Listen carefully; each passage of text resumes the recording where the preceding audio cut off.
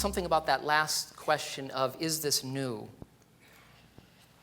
Because my answer is, well, if it is, then something's probably wrong. If it's totally new, then I probably don't want it. Because the gospel is old. The gospel's very old. But there's an aliveness to the gospel.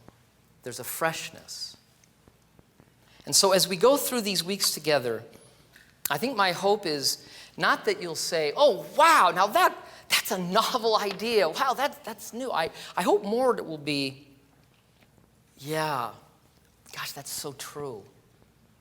God, that's right, that's so true. Or, I haven't thought of it quite like that way, but gosh, that is so obvious. Because what I've come to as I'm getting older, I'm coming to see, I've been a Christian now for 31 years, that I'm just entering more deeply into understanding what the faith is about.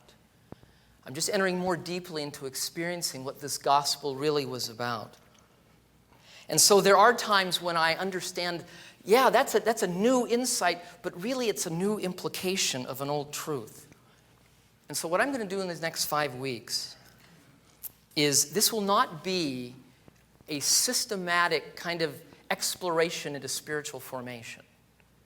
Rather, what this is going to be is I'm going to raise what have become for me some central issues, some central concerns that have really taken me more deeply into my own life, into the heart of the gospel, into the heart of the faith, and things that now have benefited some others. And that's especially true for tonight. Because tonight I want to talk about something that is so fundamental. It is so foundational. When my students come to the Institute for Spiritual Formation, this is where I start with them. And it's especially going to be the case for the audience that I'm speaking to tonight. And generally the audience I speak to. If you read any of the spiritual formation literature, people like Dallas Willard or Richard Foster, you'll come to recognize that there are different audiences they're speaking to. And one of the audiences that you can pick out, and I'm part of kind of this movement, and so I go to conferences and speak and listen, and there's a term that's called the consumer Christian. That's a concern that I know some of the writers have, and the consumer Christian is the person in their mind that comes to the Lord, and that's about it. They come to the Lord, they have their fire insurance policy, and then it's kind of like then being a shopper at a mall. You're just wandering through and seeing what goods you can accumulate and maybe what things you can entertain yourself with. And so the concern is, for this consumer Christian, is there a serious commitment to the gospel? Is there a serious commitment to discipleship? And so books are written on this element of how can we help them enter into the process of being a disciple? How can we help them enter into the training of being a disciple?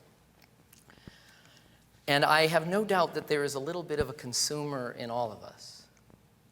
That's just part of how the fall hit us. But that's not the audience that I'm going to generally be addressing. That's not the person that I'm around. The people that I'm around at Biola, in the seminary, at the School of Psychology, and here, myself, we're what I call the dedicated neurotic. We are individuals who, we have a serious commitment to Christ. There's a desire to grow. There's a desire to serve. That's part of now our heart.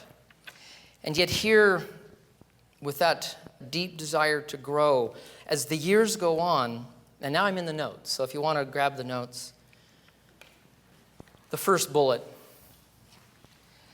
For those of us who've been in the faith a while and have this serious desire to grow, there often might be a secret burden, and maybe not so secret burden, of guilt and shame, that we're not as mature as we should be.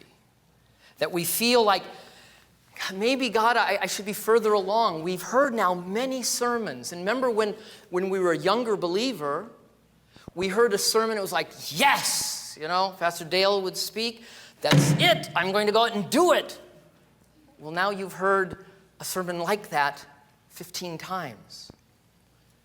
And you realize that you're not necessarily just going to go out and change totally in a moment. And you begin to wonder, God, at times my prayer life is dry. At times, Lord, you just feel distant. God, at times the Christian life just feels like work. God, where are these rivers of living water? I know that very well in my own life. I came to the Lord at 18. My wife, Greta, actually led me to the Lord through many consternations and trials. I came to the Lord at 18. We got married at 19, a wise age, right? And that led this 18-year journey into education and then into ministry, teaching at Biola and Talbot and Rosemead. And during that time, something began to happen.